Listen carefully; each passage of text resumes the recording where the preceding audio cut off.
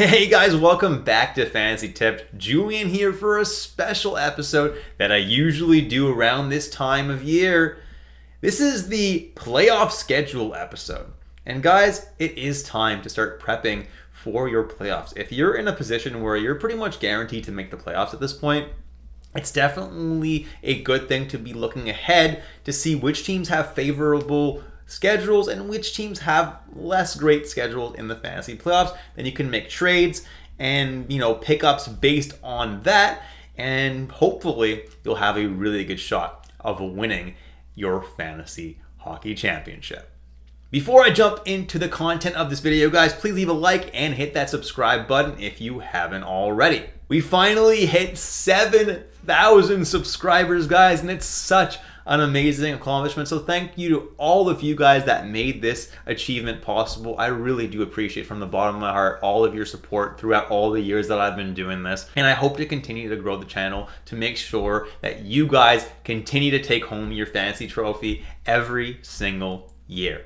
Thanks again, guys. I really do appreciate it. And now let's jump into the content. And the first thing that we're gonna look at this video is which teams have the most games played over the course of the playoffs.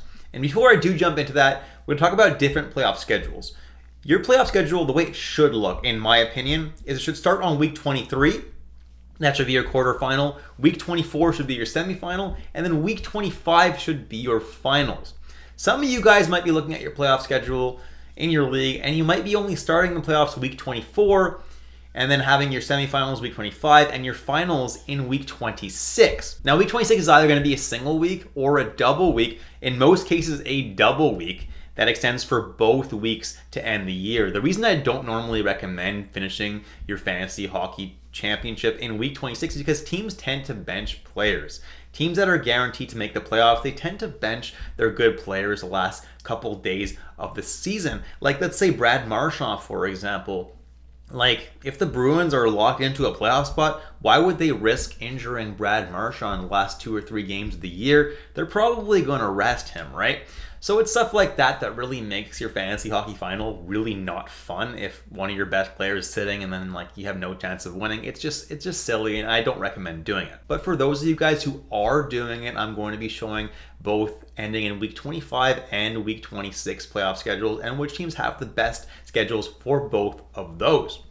Now, if you do end your fantasy hockey final on week 25, as you can see right here, guys, the Ottawa Senators, Edmonton Oilers, and the Washington Capitals all play 11 games throughout the 3 weeks. Yes, all 3 of them have 2 weeks where they play 4 games, which is absolutely fantastic. Now, there's a lot of teams that play 10 games, so it's not like they play so many more games than any other team. No, they play 1 extra game than any other team, but that's still definitely beneficial. And then there are a handful of teams: the Boston Bruins, Vancouver Canucks, Arizona Coyotes, Calgary Flames, Chicago Blackhawks, Dallas Stars, Detroit Red Wings, Minnesota Wild, and Vegas Golden Knights that only play 9 games throughout the course of the 2 weeks. Now, Minnesota has some pretty good matchups, so I'm not too upset that they're only playing 9 games. Honestly, in the fantasy finals, they have a pretty good schedule with 4 games. It's just in that semifinal, it's going to be a little bit rough with them only playing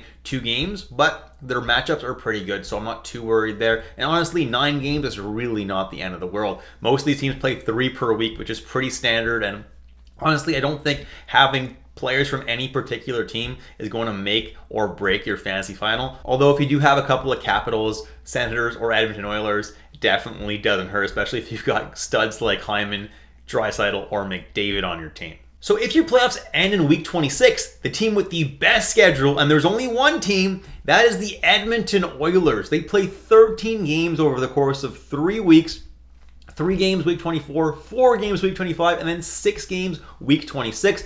Although if you only play the first half of week 26, they play 3, which is still very, very good. Now, other than the Oilers, there are quite a few teams that play 12 games, which is also really good. Those teams are the Senators, the Toronto Maple Leafs, the Seattle Kraken, the Pittsburgh Penguins, the Calgary Flames, the San Jose Sharks, the Montreal Canadiens, the LA Kings, the Vegas Golden Knights, and the Washington Capitals, once again. Now, these are definitely some great teams. The only one to note is the Vegas Golden Knights. They play 4 games in week 24, your first week of the playoffs, but only 2 the second week, so it's going to be a little bit tough, but then they play another 6 games in your fantasy finals, so that's definitely helpful. So Vegas Golden Knights are definitely one of the teams I like the best. They might hurt you a bit in week 25, but overall, it's going to be very, very good for you with a lot of games in the first and last week of your playoffs. Now, the teams that have the worst schedules with this arrangement are the Carolina Hurricanes, Boston Bruins, Philadelphia Flyers, Dallas Stars, New Jersey Devils, and Buffalo Sabres, who only play 10 games apiece. And when you compare that with Edmonton's 13 games, it actually makes quite a bit of a difference, more so than the other playoff schedule where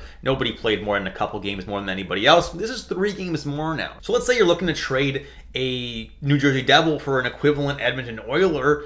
That may not be the worst move in the world. So let's look into off nights now. We're going to go through the schedules of each of the weeks and then talk about which teams have the best off nights on those weeks. So if you do end your season on week 25, your first week of the playoffs is probably going to be week 23. So if you take a look at the schedule here, on Monday there's 2 games, Tuesday 13, Wednesday 3, Thursday 11, Friday 4, Saturday 11, and Sunday 10.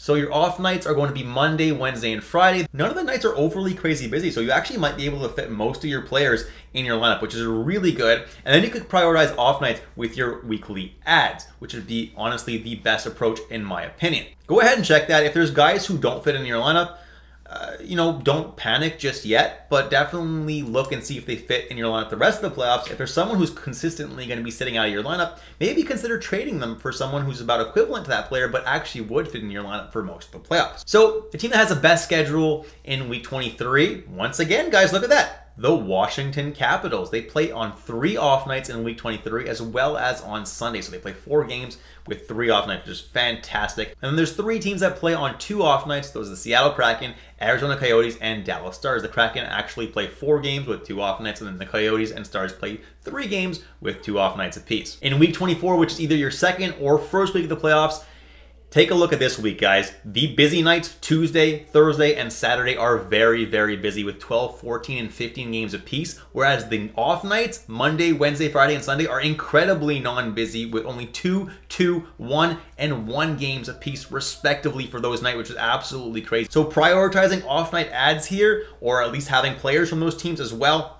is going to be really big in this week. Now, the teams that have the best schedule are the Buffalo Sabres and the Vancouver Canucks. Unfortunately, there's no teams that play more than 2 off nights out of these 4 off nights, but the Sabres and the Canucks do play 2. They're the only team that play more than 1 off nights, and having players from those teams is going to be really, really big to win the week because your lineup is going to be full on those busy nights, so having good players to play on those other nights is going to be really big. So if you have like a JT Miller, Elise Pettersson, Brock Besser, guys like that, are really going to be big when it comes to winning this week. And waiver wire guys are going to be big too from the Sabres and Canucks. For week 25, take a look at this, guys. Monday has 8 games, Tuesday 8, Wednesday 5, Thursday 9, Friday 6, Saturday 11, and Sunday 9.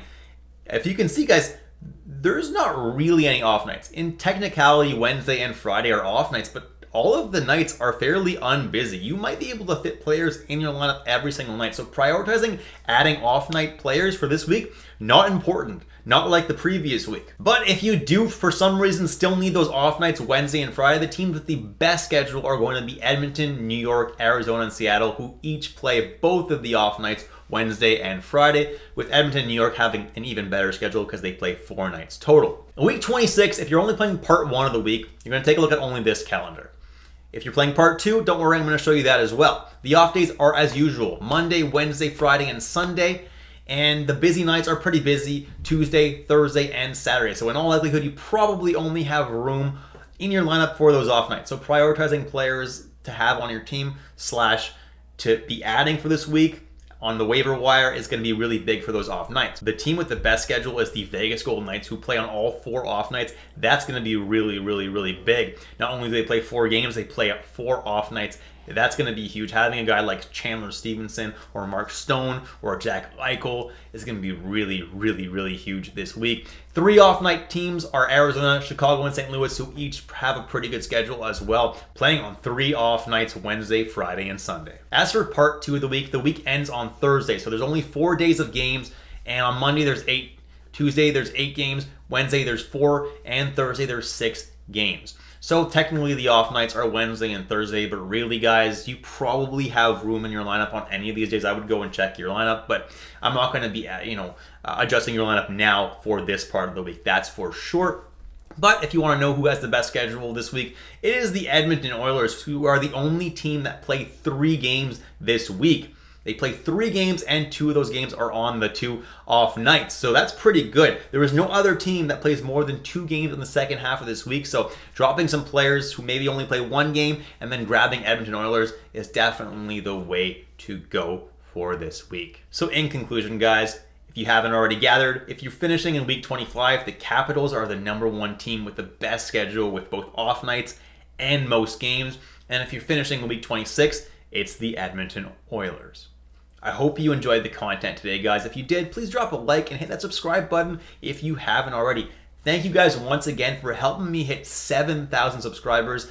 I don't take that lightly. That's a big accomplishment, and I really do appreciate all you guys that are loyal watchers and watch every single week. It's so appreciated, guys. And I'll catch you in the next episode of Fantasy Tip. Enjoy the All-Star game, guys.